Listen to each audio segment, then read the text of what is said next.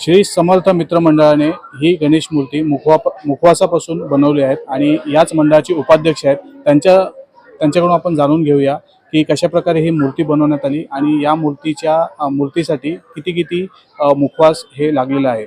आपलं नाव सांगा आणि कशा प्रकारे ही मूर्ती बनवण्यात आली आहे आम्हाला सविस्तर सांगा।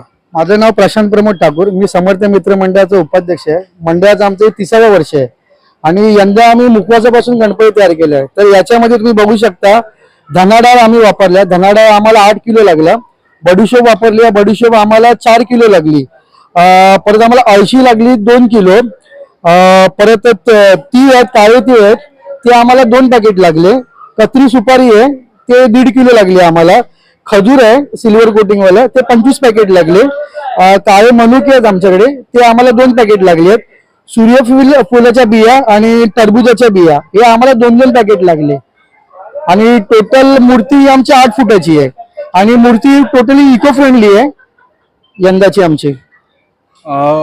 या गणेश मूर्तीचा जो डोळा आहे त्याच्याबद्दल काय सांगा।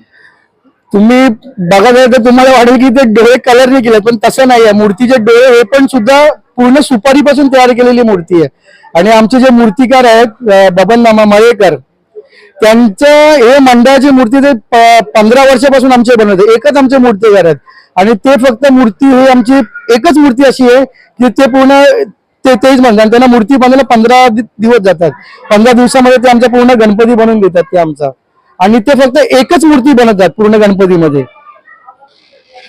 तर आपण पाहू शकता मीरा भाईंदर शहरात अनेक मंडळ पर्यावरणाचा ऱ्हास होऊ नये यासाठी पर्यावरणपूरक मूर्ती बनवत आहेत।